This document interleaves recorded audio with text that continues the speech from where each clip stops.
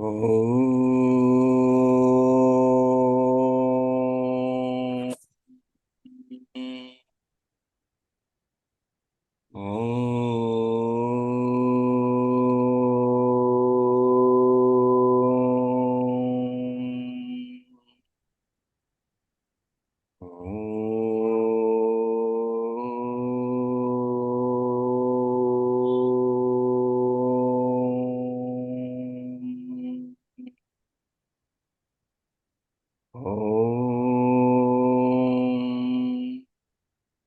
असतो मा सद्गमय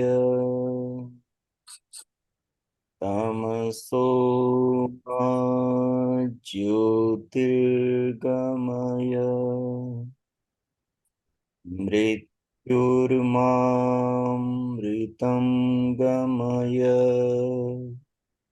ओम शांति शांति शांति। ओम। ओम। सरल योग से ईश्वर साक्षात्कार की योग पाठशाला नामक कक्षा में आप सभी साधक साधिकाओं का हार्दिक स्वागत है। योग जिज्ञासुकों का जैसा कि पीछे हमने योग दर्शन की 13वीं कक्षा में 14वीं कक्षा में योग दर्शन में जो प्रमाण वृत्ति बताई है उस प्रमाण वृत्ति के अंतर्गत 3 प्रमाणों को समझा था। जो मुख्य रूप से प्रमाण है वो 3 ही प्रमाण है। सांख्य दर्शन ने 3 ही प्रमाण को माना है और योग दर्शन और सांख्य दर्शन दोनों समशास्त्र हैं, यानी दोनों के सिद्धांत, दोनों की मान्यताएं, दोनों का विषय और दोनों के पदार्थ मिलते हैं, इसलिए इनको समशास्त्र बोलते हैं। तो प्रमाण 3 हैं: प्रत्यक्ष प्रमाण, अनुमान प्रमाण और आगम प्रमाण। न्याय दर्शन ने 4 प्रमाण माने हैं, इसमें उप प्रमाण, एक उपमान प्रमाण और भी जुड़ जाता है। और मीमांसा दर्शन ने 8 प्रमाण माने हैं, लेकिन सारे जो प्रमाण हैं वो वास्तव में इन 3 प्रमाणों में समा जाते हैं। इन्हीं से सारी समस्याओं का समाधान हो जाता है, इसलिए इन 3 प्रमाणों को ही मुख्य रूप से माना जाता है। इन 3 प्रमाणों के व्यवहार से इन 3 प्रमाणों के व्यवहार से हाँ, मीमांसा ने 6 प्रमाणों को माना है, 8 में गलत बोल गया। तो इन 3 प्रमाणों के व्यवहार से ही सिद्धांत स्पष्ट साधकों को हो जाता है। तो कल हमने योग की प्रमाण वृत्ति के बारे में विचार किया था। आज उसके आगे 8वें सूत्र में हम विपर्य वृत्ति के ऊपर विचार करें। प्रमाणों से अर्थ का परीक्षण होता है, प्रमाणों से विषय वस्तु को, पदार्थ को जाना जाता है। उसके बारे में बहुत विस्तार से विचार आज नहीं करेंगे, क्योंकि कल की कक्षा में हम बहुत विस्तार से उस पर बात कर चुके थे। आज हमारा विषय है योग दर्शन के समाधि पाद का 8वां सूत्र, और 8वें सूत्र में विपर्य वृत्ति की चर्चा है।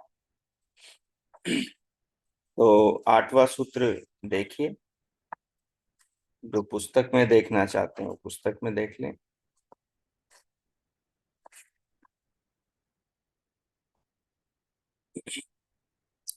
आठवां सूत्र है विपर्ययो मिथ्या ज्ञानम अतद्रूप प्रतिष्ठम। विपर्ययो मिथ्या ज्ञानम अतद्रूप प्रतिष्ठम। विपर्य नाम की चित्त की एक वृत्ति है, और ये जो वृत्ति है, इस वृत्ति के कारण से साधक, उपासक, योगी या मनुष्य सत्य की जगह असत्य को जानता है।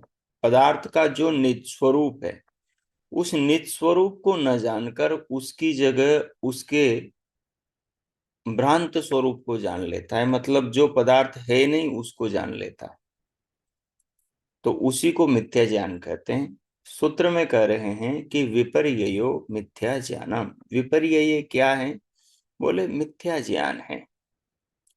मिथ्या ज्ञान है। मिथ्या ज्ञान का मतलब जो पदार्थ का स्वरूप है उससे भिन्न ज्ञान है, उससे उल्टा भी हो सकता है। ठीक है। हाँ, कोई जैसे ये कहें कि वहां हमने मनुष्य देखा था। अब यदि उसने ठीक से पड़ताल नहीं करी तो मनुष्य की जगह वो ठूठ भी हो सकता है, दूर खड़ा हो खेत के अंदर। हमने आपके भाई को देखा था, यदि ठीक से पड़ताल नहीं करी तो वो किसी और का भी भाई हो सकता है। हमने वहां पर दो चंद्रमा देखे थे। अब चंद्रमा तो दो होते ही नहीं, चंद्रमा तो एक ही होता है। व्यक्ति कहें कि आपके घर में मैंने वहां पर सांप आरामान उसको क्या बोलते हैं, आ, घेर घुमेर होकर बैठा हुआ देखा था।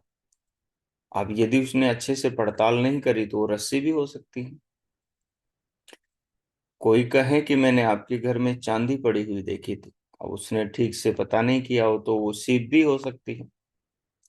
तो इस प्रकार से जो वस्तु से भिन्न ज्ञान है, उस ज्ञान को मिथ्या ज्ञान कहते हैं। कई व्यक्ति कह देते हैं हमने वहां भूत देखा था, मेरे दादाजी ने, मेरे ताऊ जी ने, मेरे बाबा जी ने भूत देखा था। तो वास्तु में भूत तो होता ही नहीं। तो ये क्या हो गया? मिथ्या ज्ञान हो गया। मिथ्या ज्ञान हो गया। कई लोग कहते हैं कि हमें तो भ्रिकुटी में भगवान के, ईश्वर के दर्शन हो गए। कई लोग कहते हैं श्री कृष्ण के दर्शन हो गए। और वो किस रूप में हुए? बोले ज्योति के रूप में, प्रकाश के रूप में हुए। लेकिन ज्योति तो कृष्ण नहीं है। ज्योति तो न तो शरीर ज्योति है और न ही चेतना ज्योति है। अब हम श्री कृष्ण कहते हैं तो किस रूप में? एक रूप तो वो जिसमें उनका व्यक्तित्व, जितने साल वो जिए महाभारत से जुड़ा रहा, जिसके अंदर वो एक पुरुष थे, मनुष्य थे, देवकी वसुदेव के पुत्र थे, माँ रुक्मिणी के पति थे, प्रद्युम्न के पिता थे, और अर्जुन के, पांडवों के मार्गदर्शक थे, गीता के उपदेष्टा थे, उपदेशक थे। एक तो वो, एक कृष्ण, उनकी चेतना, उनकी आत्मा जो उनके शरीर से अलग थी।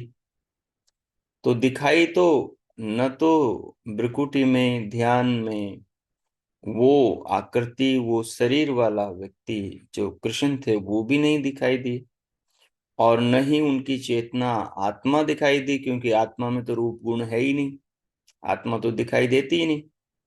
तो सीधा सीधा क्या हो गया?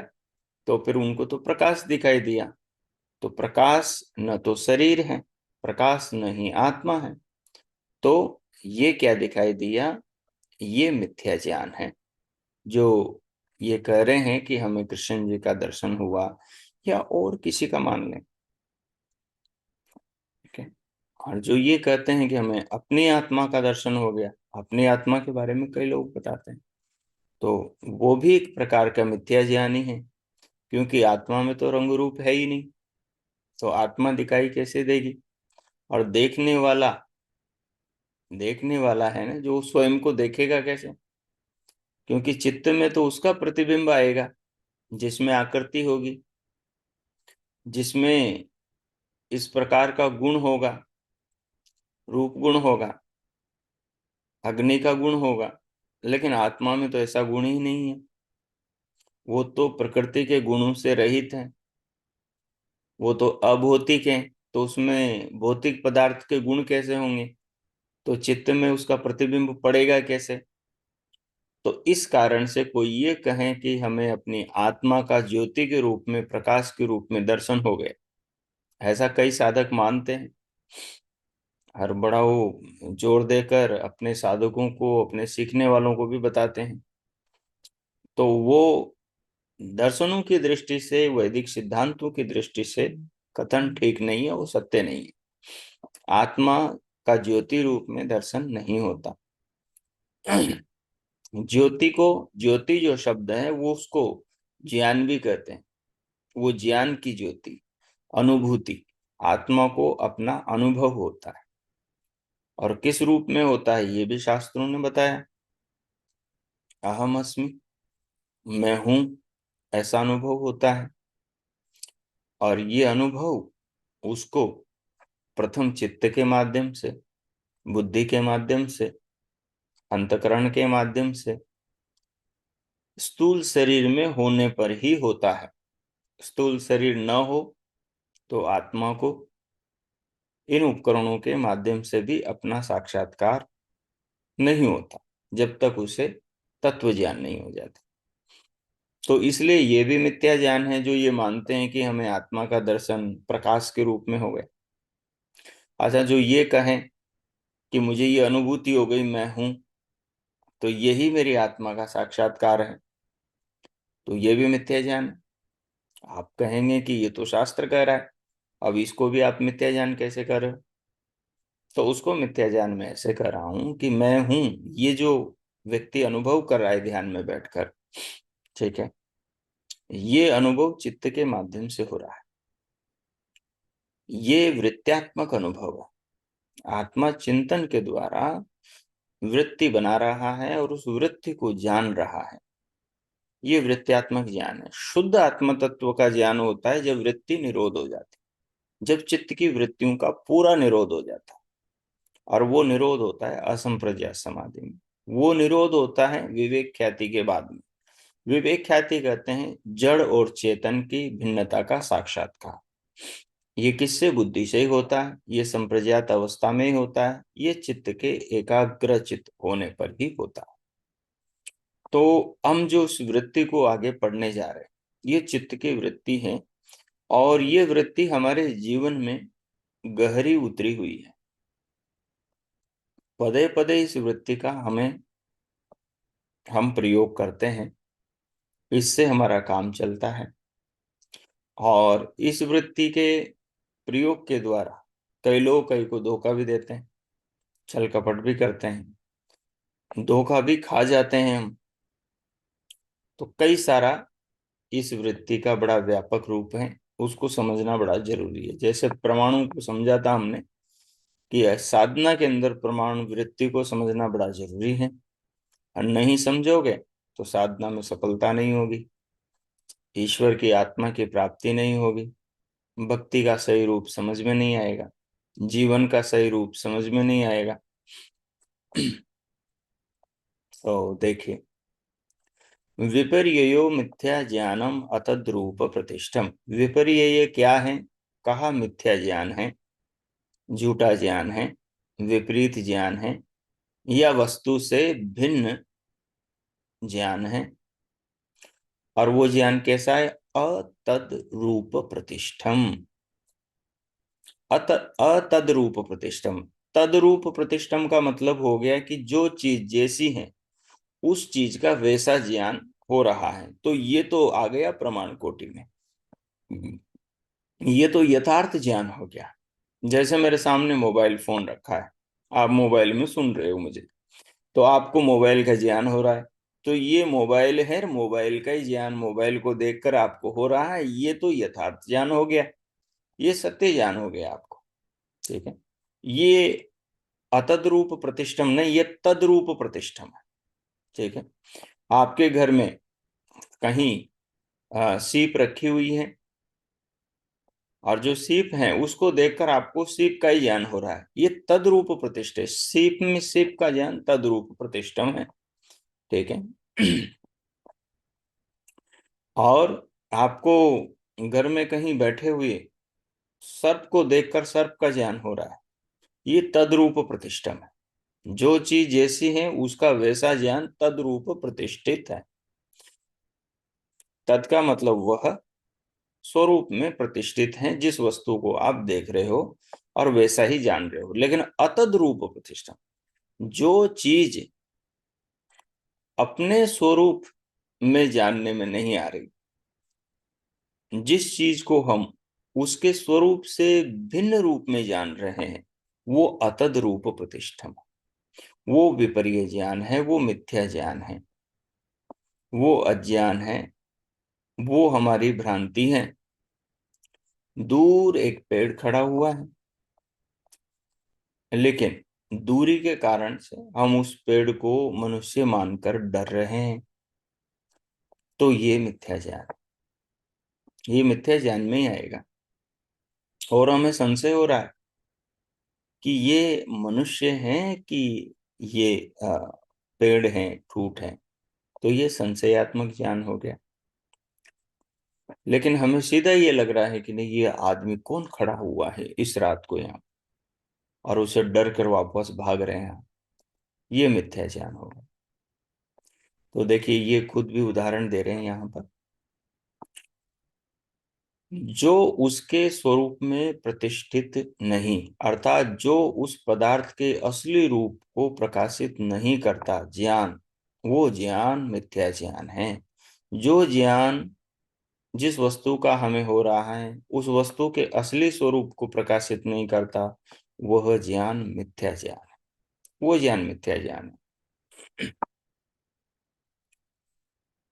क्योंकि वो जो चित्त की वृत्ति हमारे चित्त में बन रही है, क्योंकि वस्तु का अलग स्वरूप है और हमारी वृत्ति अलग बन रही है, हमारी चित्त में अलग वृत्ति बन रही है, आत्मा को अलग ही कुछ जना रही है वो वृत्ति, जो वो वस्तु नहीं है। तो ये आत्मा को जो ज्ञान हो रहा है वो मिथ्या ज्ञान हो रहा है। अब चित्त में प्रकाश जो होता है, दिमाग में, मस्तिष्क में, भ्रुकुटी में, उस प्रकाश को आत्मा मान ले, क्योंकि उस प्रकाश को चित्त ही जना रहा है। अब चित्त जना रहा है और आत्मा उस प्रकाश को आत्मा मान ले, आदमी उस प्रकाश को अपनी आत्मा मान ले, तो फिर ये मिथ्या ज्ञान हो गया। क्योंकि उस प्रकाश को तो प्रकाश ही मानना चाहिए, वो प्रकाश जिसका है, जैसा है, उसको वैसा ही मानना ही सत्य ज्ञान है। लेकिन उसको आत्मा मानना मिथ्या ज्ञान, मिथ्या ज्ञान। और इस प्रकार से हमारा जो पौराणिक समाज है, साधना जगत है, उसके अंदर इस प्रकार के अनंत मिथ्या ज्ञान है, अनंत मिथ्या ज्ञान है। वो कुछ को भी, अब कुछ को भी कुछ मान, जैसे जो मूर्ति पूजा होती है, लड्डू गोपाल जिसको लोग झूला झुलाते हैं, लड्डू खिलाते हैं, कपड़े नए पहनाते हैं, ये वगैरह वगैरह जो भी करते हैं, अब वो उसको श्री कृष्ण मानते हैं।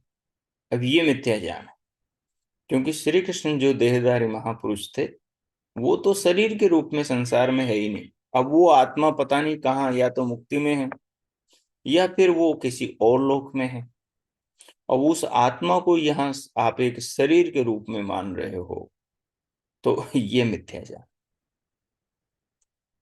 ये मिथ्या ज्ञान। उस जो महापुरुष थे उनका प्रतीक बना करके आप मान सकते हो कि भाई उनकी मूर्ति आपने बना ली, प्रतिमा बना ली। प्रतिमा प्रतीक को ही कहते हैं। अब वो प्रतिमा बना ली आपने, क्योंकि परमात्मा की जैसे प्रतिमा नहीं बनती।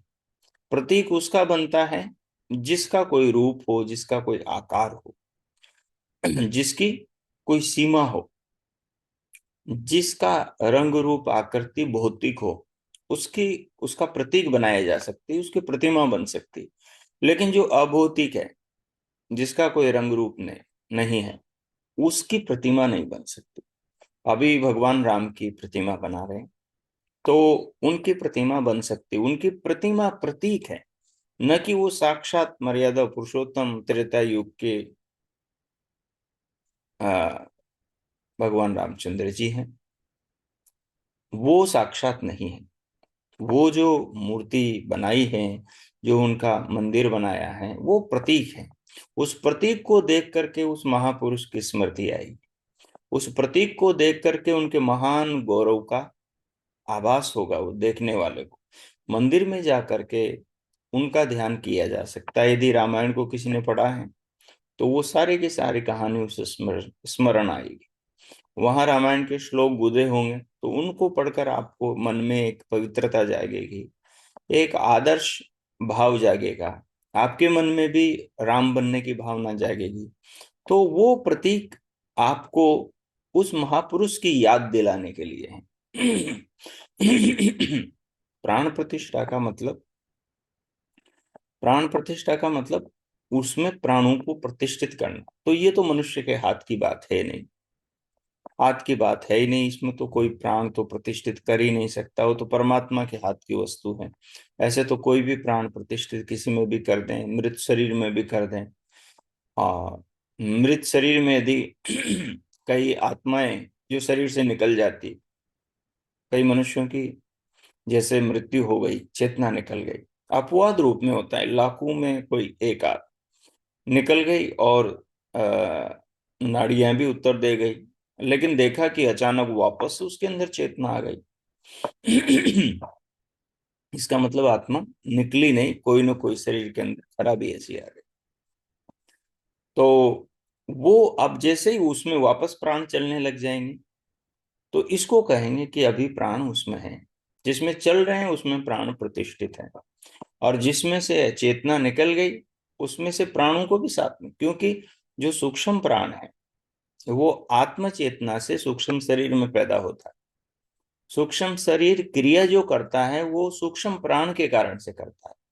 और सूक्ष्म प्राण आत्म चेतना से ही सूक्ष्म शरीर के पुंज में चेतना लाता है।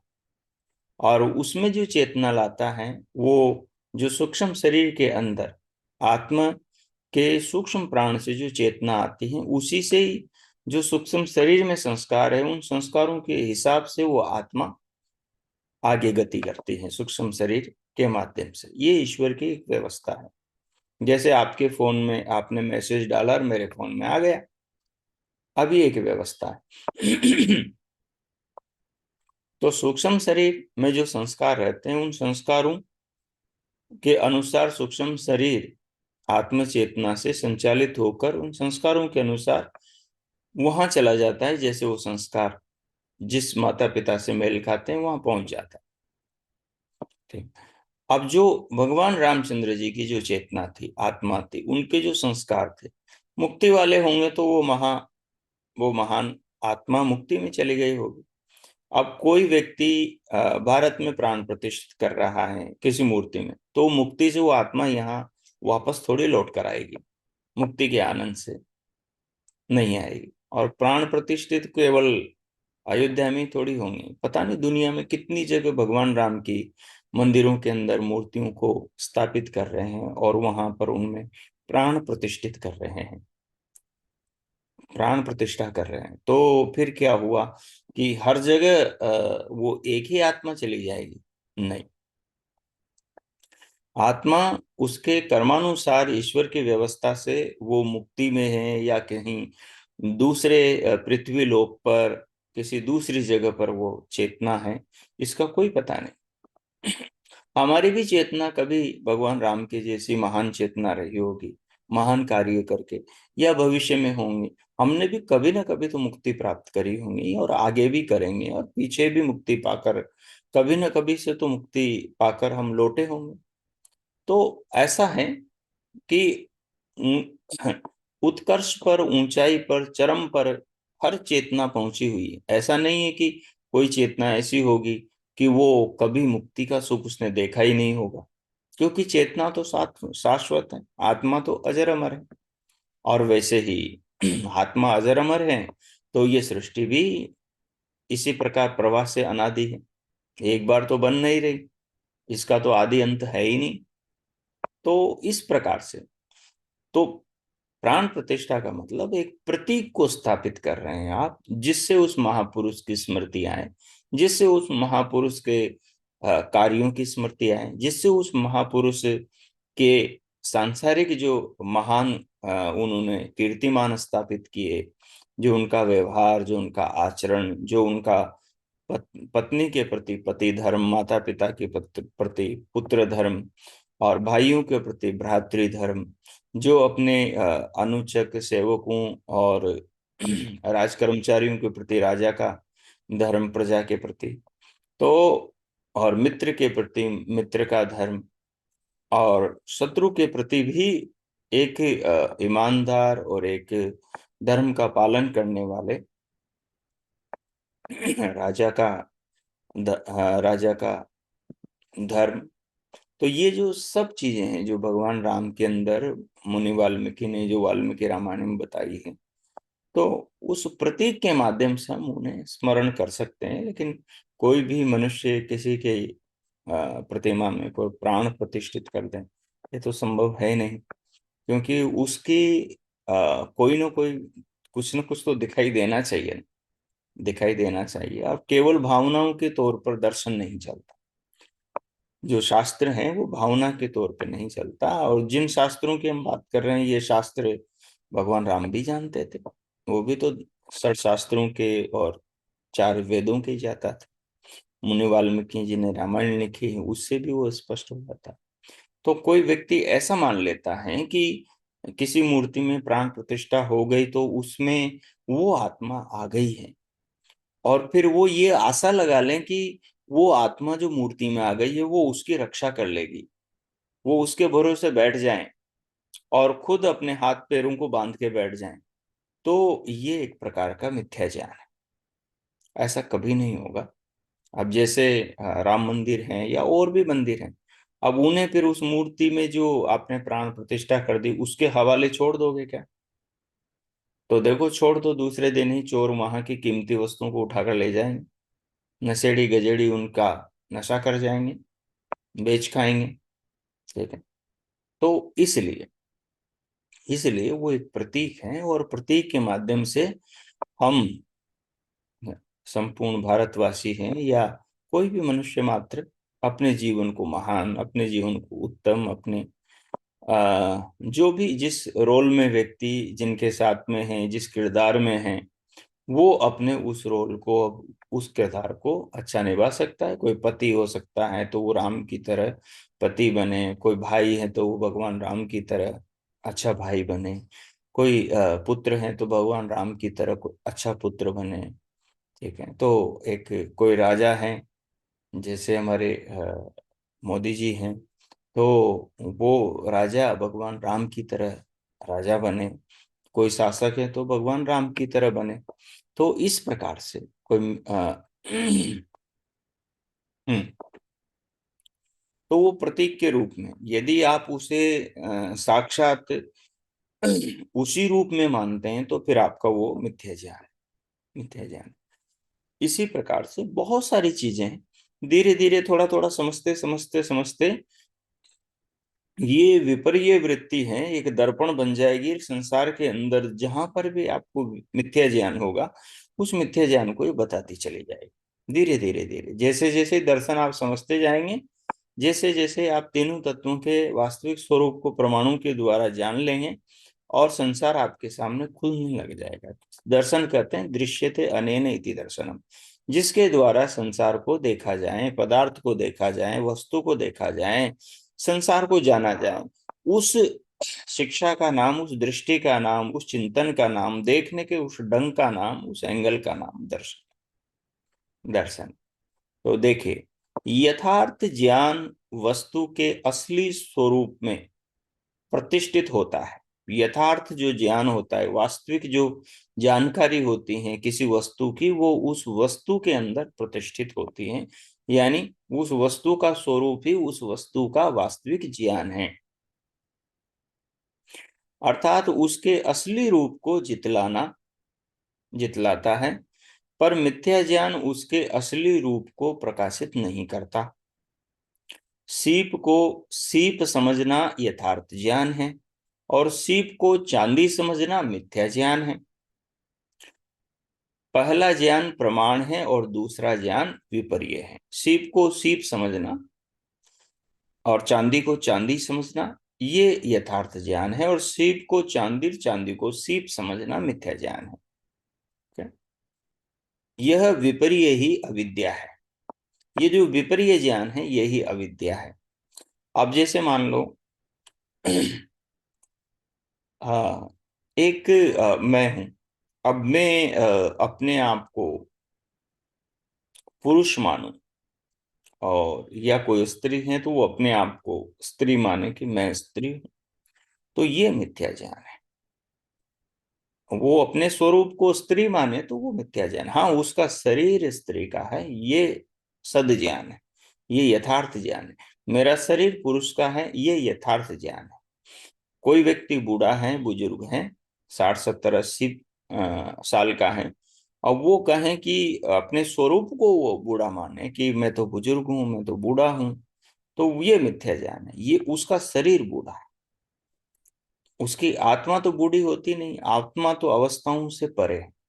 आत्मा लिंग से परे है और अवस्था से परे है। न पुल्लिंग है, न स्त्रीलिंग है, न ही नपुंसक लिंग, और न ही आत्मा की अवस्थाएं होती हैं। बुढ़ापा, जवानी, बचपन आत्मा की होती है।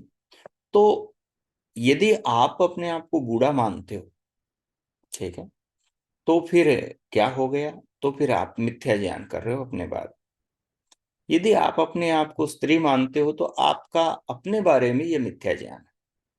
आप अपने आप को पुरुष मानते हो तो आपका ये मिथ्या ज्ञान है। हाँ, आप ये मानते हो कि नहीं, शरीर मेरा स्त्री का है, शरीर मेरा पुरुष का है, शरीर मेरा बूढ़ा हुआ है, शरीर मेरा।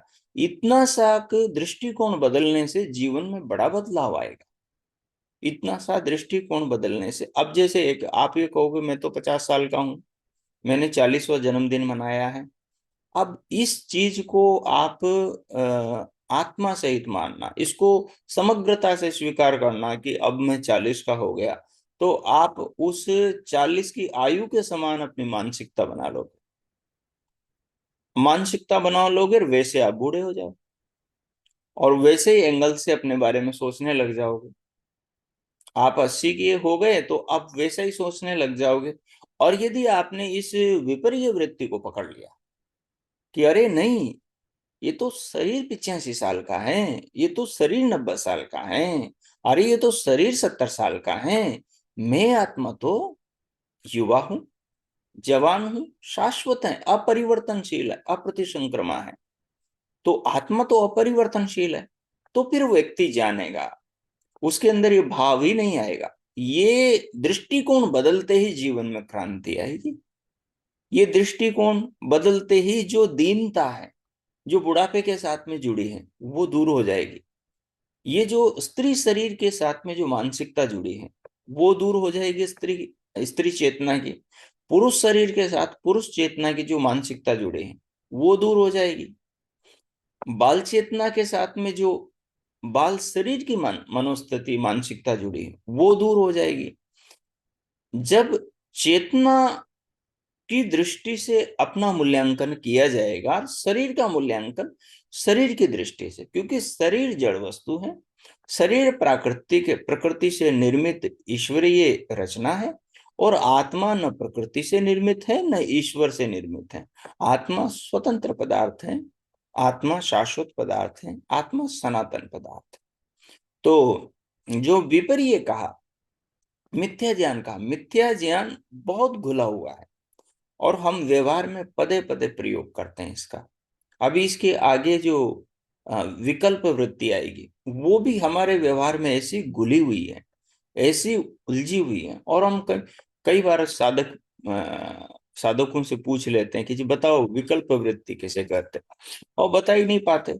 बस जो पुस्तक में दृष्टांत दिए हुए हैं, बस वो दृष्टांत उदाहरण दे देते हैं। बोले जी जैसे आकाश का फूल कहना विकल्प वृत्ति है, बांझ का पुत्र कहना विकल्प वृत्ति है, भेद में अभेद, अभेद में भेद विकल्प वृत्ति है। उसके आगे नहीं बढ़ पाते, उसको जीवन से जोड़ करके देख नहीं पाते, उसे अपने व्यवहार में देख नहीं पाते। दर्शन तब आएगा जब आप दर्शन को व्यवहार में लाओ। दर्शन व्यवहार की व्याख्या करता है, इसलिए विपर्य को आपको व्यवहार में लाना है, जीवन में उतारना है। जीवन, आम जीवन में जो जीते हैं ना आप, उस जीवन से यदि विपर्य को जोड़ोगे आप, कि कहाँ मेरे जीवन में मैं मिथ्या ज्ञान कर रहा हूं, चीजों के बारे में मिथ्या मान्यता बना रखी मैंने, तो बस वहीं से बदलाव आएगा। तो सबसे पहला बदलाव लाना है, मैं शरीर नहीं, मैं जो शरीर के रूप में अपने आप को मानकर बैठा हूं। क्योंकि आदमी जैसा सोचता है वैसा बनता है। पीछे आपने योग दर्शन का चौथा सूत्र पढ़ा, वृत्ति सारूप्यम इतरत्र। बोले जो निर्दय अवस्था में जो आत्मा का शाश्वत जो साक्षात्कार, शाश्वत स्वरूप का, आत्मा के सनातन स्वरूप का, वास्तविक स्वरूप का आत्मा को ज्ञान होता है चित्त की निरुद्ध अवस्था में। लेकिन जब वो समाधि से बाहर आता है साधक, चाहे संप्रज्ञात से चाहे असंप्रज्ञात से, समाधि से बाहर आता है तो बाहर की जैसी वृत्तियां होती हैं उन वृत्तियों के अनुरूप अपने आप को महसूस करने लगता है। ठीक है। हाँ, समाधि का ज्ञान होता है तो उसके चिंतन में थोड़ा, उसकी सोच समझ में, पदार्थों के साथ में, उसके व्यवहार में थोड़ा अंतर रहता है, क्योंकि उसके जो समाधि का ज्ञान है वो अपने भीतर रहता है। उस दृष्टि से वो चीजों को देखता है और जीवन को जीता है। ये ऊंचाई, ये भिन्नता साधारण व्यक्ति से उसमें अलग होती है। लेकिन जो साधारण व्यक्ति होता है वो तो वृत्ति के अनुसार ही स्वयं को मानता है। ठीक है। अब रात दिन हम शरीर को शीशे में देखते हैं, रात दिन हमारा जो काम होता है वो शरीर से ही पड़ता है। ठीक है। नाचना, धोना, कपड़े बदलना, कपड़े पहनना, कहीं आना जाना, खाना पीना, मिलना जुलना। ठीक है। जो भी व्यवहार करना, फोटो खिंचवाना, किसी को परिचय देना, जो भी काम काज करना, धनार्जन करना, ये सारा कुछ शरीर से जुड़ा हुआ है। तो टोटली आदमी शरीर के केंद्र पर ही वो अपनी मानसिकता, वो अपनी एक छवि क्रिएट करता है, वो अपने जीवन की एक पिक्चर बनाता है। जबकि दर्शन में आप आगे बढ़ोगे, साधना में आप आगे बढ़ोगे, तो आपको साधना के अंदर इन वृत्तियों को जीवन में लाना होगा। अगर ये वृत्तियों के एंगल से आप अपने सांसारिक जीवन को देखोगे, तो अपने सांसारिक जीवन के अंदर हजारों कमियां पाओगे आप। जो योग दर्शन में, साधना में, ईश्वर की प्राप्ति में, मुक्ति में, समाधि में, बिना इन वृत्तियों को अपने भौतिक जीवन के अंदर लागू करके, इन वृत्तियों की छलनी के अंदर जब तक अपने आप को छान नहीं लोगे आप, छान नहीं लोगे, जितने दोष है उन दोषों को निकाल नहीं लोगे, तब तक साधना में प्रवेश नहीं होगा। तब तक आपकी ऊंची गति, ऊंची स्थिति, ऊंची समझ अपने से संबंधित सुलझी हुई नहीं बनेगी। तब तक भय बना रहेगा। अभी आगे एक वो भी आएगी जो 5 प्रकार की विद्या है, जिसमें अभिनिवेश क्लेश है। 5 प्रकार के क्लेशों में अविद्या, अस्मिता, राग, द्वेष, अभिनिवेश। तो वो जो है वो मृत्यु का भय है। अब मृत्यु का भय तो सब में जुड़ा हुआ। ठीक है। लेकिन एक सहजता होना, हाँ, शरीर को बचाना सबका धर्म है, क्योंकि शरीर तो वो नौका है जिसमें बैठकर हमें भवसागर पार करना है। तो इसको संभालना है, इसको सुरक्षित रखना हमारा धर्म है। धर्म है वो तो रखना ही है। लेकिन अंदर ये मानसिकता न होना, अंदर ये समझ न होना कि मैं शरीर ही हूं। जो आदमी यही समझ करके यदि मरेगा, तो समझ लीजिएगा कि वो वैसी ही योनियों में जाएगा, वो भटक कर वापस लौटेगा। लेकिन जो एक आत्मस्मृति में रहेगा, एक आत्मा की अनुभूति में रहेगा कि शरीर में नहीं हूं, मैं तो शुद्ध चेतना हूं, शरीर को छोड़कर मुझे चले जाना है अपने संस्कारों के हिसाब से, तो उसका शरीर में मोह नहीं रहेगा। उसका शरीर में मोह नहीं रहेगा, और मोह को ही दर्शन में अविद्या कहा है। तो इस प्रकार से, तो देखिए ये कह रहे हैं कि यह विपर्य ही अविद्या है और यही सारे अनर्थ का बीज है। मूल कारण है। अविद्या विद्या के उदय होने से नाश हो जाती है। सत्य के ज्ञान से असत्य नष्ट हो जाता है, जैसे उजाले से अंधेरा नष्ट हो जाता है। सीप को चांदी तब तक समझता है व्यक्ति जब तक उसका यथार्थ वास्तविक ज्ञान उसे नहीं हो जाता। तभी तक वो रस्सी को सर्प या सर्प को रस्सी समझता है। जब वास्तविक ज्ञान हो जाता है तो रस्सी रस्सी, सर्प सर्प हो जाता है। जब यथार्थ ज्ञान हो जाता है तब मिथ्या ज्ञान कि यह चांदी है, सर्प है, नष्ट हो जाता है। जो वस्तु जैसी है उस वस्तु पर आकर व्यक्ति ठहर जाता है। इसी प्रकार जब तक मनुष्य शरीर, इंद्रिय और मन को आत्मा समझता रहेगा, शरीर, इंद्रिय और मन को आत्मा समझता रहेगा, इनके बड़े उदाहरण आगे योग दर्शन में आएंगे। वहां आपको जीवन के प्रति जो आपकी समझ है, जो आपकी मान्यता है, जो आपने जो अपने मान्यता बना रखी है, भाई मैं ये हूं, वो टूटती चली जाएगी, आपकी टूटती चली जाएगी। इसलिए कह रहे हैं जब तक मनुष्य शरीर, इंद्रिय और मन को आत्मा समझता है तब तक अविद्या है, अविद्या से ग्रसित है तब तक वो अविद्या में है। जब आत्मा को आत्मा समझता है तब ये अविद्या दूर हो जाती है। शरीर को शरीर समझता है, आत्मा को आत्मा समझता है, स्त्री शरीर को स्त्री, पुरुष शरीर को पुरुष, बूढ़े शरीर को बूढ़ा शरीर और जवान शरीर को जवान शरीर, लेकिन आत्मा को इनसे अलग, आत्मा को इनसे अलग समझता। जिन साधनों से यथार्थ ज्ञान होता है उन्हीं से मिथ्या ज्ञान भी होता है।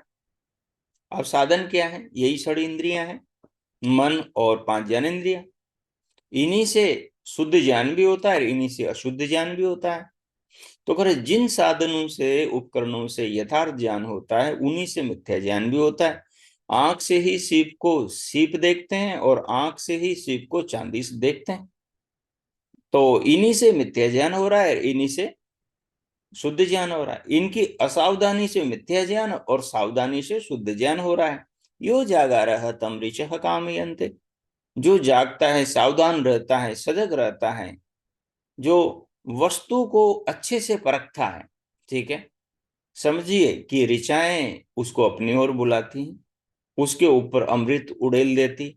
जो सत्य को जानने के लिए पुरुषार्थ करता है, प्रयत्न करता है, आलस्य प्रमाद में जो दिखा, जो सामने आया उसी को वही मानकर चल नहीं पड़ता, ऐसे व्यक्ति के ऊपर ऋचाएं अमृत नहीं उड़ेलती। अमृत उसी के ऊपर उड़ेलेगी जो ऋचाओं के अनुसार जीवन जिएगा। दुरिताने परासो वही यदभद्रम तन्नासो। बुराई को छोड़ो और अच्छाई को मानो, अच्छाई की राह पर चलो। अब ये ईश्वर का आदेश है। अब ये तो सारे आर्य समाजियों को पता है। अब उसके बाद में भी यदि कोई दुरितों को, बुराइयों को न छोड़े और अच्छाइयों को, क्रोध करना बुरी बात है, झूठ बोलना बुरी बात है, निंदा चुगली करना बुरी बात है, एक व्यक्ति का बुरा उसकी पीठ पीछे करना बुरी बात है, और फिर भी आदमी कर रहा है, तो वो दुरित को कहाँ छोड़ रहा, वो बुराई को कहाँ छोड़ रहा, वो ईश्वर की आज्ञा भी नहीं मान रहा, और वो उसी मंत्र को रोज पढ़ रहा है, उसी मंत्र को वो रोजाना पढ़ रहा है, आहुति डाल रहा है, और उसी मंत्र से उपासना भी कर रहा है, और उस मंत्र के विरुद्ध रोजाना काम भी कर रहा है, और फिर आशा भी ये रखता है भगवान से कि भगवान मुझे मुक्ति दिला दो, मुझे ईश्वर की प्राप्ति करा दो। ठीक है, तो अब रामायण को आप पढ़ेंगे तो वहां पर जब सभा होती है तो सभा के अंदर शायद ये हनुमान जी का, या हनुमान जी का राम जी को, या फिर ये राम जी का हनुमान जी को, या फिर महर्षि विश्वामित्र या वशिष्ठ जी का कथन है कि भाई जो किसी की पीठ पीछे उसकी निंदा करता है, झूठी आलोचना करता है, ठीक है, वो महान पापी है। अब इस अवगुण से कितने लोग ग्रसित हैं, इस मंत्र को जानने वाले। तो बात यह है कि हम अपने आप में कितने शुद्ध हैं, हम यथार्थ ज्ञान का अनुसरण कितना कर रहे हैं, हम वास्तविक ज्ञान का कितना अनुसरण, कितने जागरूक बने हुए हैं। ईश्वर तो हमारे कर्मों का फल देंगे, उनकी अपनी ओर से जो उन्हें देना है वो तो सबको देते ही है, लेकिन जो हमें शरीर, जाति, आयुर्भोग मिलेगा वो तो हमारे कर्मों के हिसाब से मिलेगा, वो ईश्वर की दया और करुणा से नहीं मिलता, वो हमारे कर्मों के हिसाब से मिलता है। अच्छा, ये जो ढांचा मिलेगा कर्मफल मिलेंगे। इनके साथ साथ में ईश्वर की दया, ऑक्सीजन है, जीवन रक्षा, शरीर के अंदर की व्यवस्था, सारा कुछ, पालन पोषण की, ब्रह्मांड में व्यवस्था, जगत में व्यवस्था, अणु परमाणु में व्यवस्था, वो परमात्मा की दया है। तो कह रहे हैं कि इसी प्रकार हाँ, मिथ्या ज्ञान उत्पन्न होता है, और जब विषय में, इंद्रिय में व चित्त में दोष होता है तब मिथ्या ज्ञान उत्पन्न होता है। जब तीनों निर्दोष होते हैं तब यथार्थ ज्ञान उत्पन्न होता है। इसी प्रकार अनुमान और आगम के विषय में भी जानना चाहिए, अनुमान प्रमाण के बारे में भी जानना चाहिए। अनुमान जो हम करते हैं वो अनुमान भी विपर्य हो जाता है यदि उसमें जागरूकता, सावधानी न रखी जाए तो। अनुमान गलत कर लेता है व्यक्ति, और ये बहुत ज्यादा होता है। अरे मैंने तो ऐसा अनुमान किया था, और वो अनुमान आदमी ने गलत कर लिया। क्यों? अनुमान के जो नियम है उन नियमों को उसने फॉलो नहीं किया, तो अनुमान गलत हो गया उसका। और आगम में भी ऐसा धोखा खा जाता है। हाँ। अब आगम के अनुसार हम जीवन ही नहीं जी रहे। वेद क्या है? आगम प्रमाण है, ईश्वर का प्रमाण है। हाँ, वेद क्या है? आगम प्रमाण है। और उसके आदेश के अनुरूप हम जीवन जीते हैं तो बहुत अच्छी बात है, उसका यथावत फल मिलेगा हमें। और हम उसके विपरीत जीवन जी रहे हैं तो हम जानते हुए विपरीत की राह पर जा रहे हैं, अविद्या में खुद जानकर वो धंस रहे हैं। अब जानते हुए यदि अपना नुकसान करना है, उसको क्या कहेंगे? तो ये बात यहाँ पर, तो इन प्रमाणों से जो चीजें जान रहे हैं वो भी हमें, उसमें भी हमें देखना है कि कहाँ मैं मिथ्या ज्ञान कर रहा हूँ, कहाँ मैं सद्विवेक पूर्वक के यथार्थ ज्ञान का व्यवहार कर रहा हूँ। संशय वृत्ति भी विपर्य के अंतर्गत आती है। संदेह, संशय, जैसे शुरू में मैं बात कर रहा था, तो उसके अंतर्गत ही इसको समझना चाहिए, क्योंकि यह सीप है व चांदी है। इस संशय में भी पदार्थ का वास्तविक रूप प्रकाशित नहीं होता। तो इस प्रकार से ये हमारा विपरीय ज्ञान से संबंधित, विपरीत ज्ञान से संबंधित चिंतन इस 8वें सूत्र पर हुआ। इस पर आप और विचार करें। किसी को कोई बात समझ नहीं आए तो वो बाद में पूछ सकते हैं। और कल वाला जो सूत्र है 9वां, उसमें विकल्प वृत्ति है, उसको सब पहले से पढ़कर आए। थोड़ा सा जटिल भी है, और कल फिर उसको अच्छे से समझेंगे। तो आज का पाठ इतना ही रखेंगे। आप शांति पाठ करें।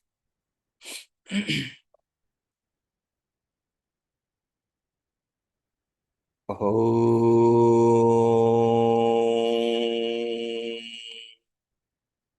हो ओम शांति शांति शांति। ओम। ओम। सभी को नमस्ते, सभी का धन्यवाद। आप किन्हीं को कुछ पूछना है तो पूछ सकते हैं। स्वागत है। नमस्ते आचार्य जी। नमस्ते माता जी, नमस्ते। ये जैसे आंखों में दोष आ जाता है हम्म, तो एक चंद्रमा की जगह दो चंद्रमा दिखाई देते हैं, तो फिर वो ये जो है विपरीय जो है वो है वृत्ति, मिथ्या ज्ञान है वो। वो हाँ विपरीत। हाँ, हम्म, तो वो हाँ, आवाज नहीं आ रही। मेरी आवाज नहीं आ रही? आ रही है आचार्य, आ रही है। आ रही है। हाँ जी। वो विपरीत हाँ, ज्ञान होगा। अच्छा, विपरीय ज्ञान होगा, फिर उसके बाद वो खंडित तो हो जाएगा। जब उसको बता देंगे भाई एक चंद्रमा है तो वो फिर खंडित हो जाता है। फिर वो वास्तव। शुद्ध हो गया ना। वो अच्छा जी। हो गया, हाँ, वो शुद्ध हो गया। एक आपने प्राण प्रतिष्ठा का आचार्य जी बताया, तो प्राण प्रतिष्ठा के कारण लोगों में आस्था ज्यादा बढ़ जाती है कि भाई इसमें यहाँ भगवान है, इसमें वास्तविक है, तो फिर लोग ज्यादा वो सोचते हैं। तो उनको मानसिक रूप से वो करने के लिए शायद वैसे है तो ये विपरीय ज्ञान, लेकिन लोगों को आस्था ज्यादा बढ़ जाती है, ये देखा। नहीं नहीं, वो आस्था, आस्था, फिर वो आस्था चोट भी तो देती है। वो मानकर बैठ जाते हैं और कभी दुर्घटना घटती है कि अच्छा जी। बचाने आ जाएंगे, वो बचाने आ जाएंगे, फिर कोई भी बचाने नहीं आता। सोमनाथ मंदिर की तो घटना है, मोहम्मद गजनवी वाला। तो अच्छा जी। ये आए ही नहीं, ठीक है, भेजा ही समझ नहीं, में आ गया। और फिर हाँ। गाजर काट दिए। हाँ, अब तो समझ में। विद्या ज्ञान का बड़ा खात्मा, बड़ा नुकसान बढ़ना पड़ता है फिर बाद में। हाँ, ये तो है। सोमनाथ पे वो गले ये मूर्ति बचाएगी शिव मंदिर में, तो लेकिन बस बच सोमनाथ के, बैठे रहे। हाँ ठीक है, बहुत समझ में आ गया। ठीक है आपके प्रश्न। नमस्ते आचार्य जी। धन्यवाद आचार्य जी, धन्यवाद। हाँ नमस्ते नमस्ते। नमस्ते जी। हाँ आचार्य जी, अब तो समझ आ रहा है, शुरू शुरू में भूमि में काम में मैं जुड़ी नहीं थी। तब आपने ओम का आकार से जैसे बताया, अभी विराट अग्नि, आ से कैसे ये शुरू होते हैं विश्व। सत्यार्थ प्रकाश में वहां पर लिखा हुआ है स्वामी जी ने, प्रथम समोल्लास के अंदर। हम्म। हाँ, तो वहाँ तीन हम्म। रखे हैं, और विस्तार से यदि समझना है तो वो यूट्यूब चैनल में जाएं, तो वहां पर इनकी तीनों मात्राओं पर ध्यान भी करा रखा है। किस में आएगा वो? 108 नामों पर मैंने यूट्यूब में? रखा है, तो वो ध्यान की रिकॉर्डिंग यूट्यूब चैनल में, वैदिक अमृत ध्यान साधना में, तो उसमें आप जाएंगे तो ठीक। पीछे उसमें लगभग 60 या 63 नामों पर ध्यान करवा दिया था। उसके बाद में फिर वो अच्छा। उपनिषद चल गया था, तो आगे करवा नहीं पाया। तो आप शुरू में ही जाएंगे तो वहां पर ही अकार उकार मकार इन मात्राओं पर ध्यान वहां मिलेगा, और परमाणु सहित मिलेगा। तो वहां पर आप उसको देखें। ठीक। ठीक है, धन्यवाद आचार्य जी। तो चलिए, और किन्हीं का कोई प्रश्न नहीं तो फिर इतना ही रखते हैं। ठीक है, समझ में आ रहा है सबके अच्छे से? हाँ जी आचार्य जी, नमस्ते। हाँ नमस्ते बहन जी। हाँ जी।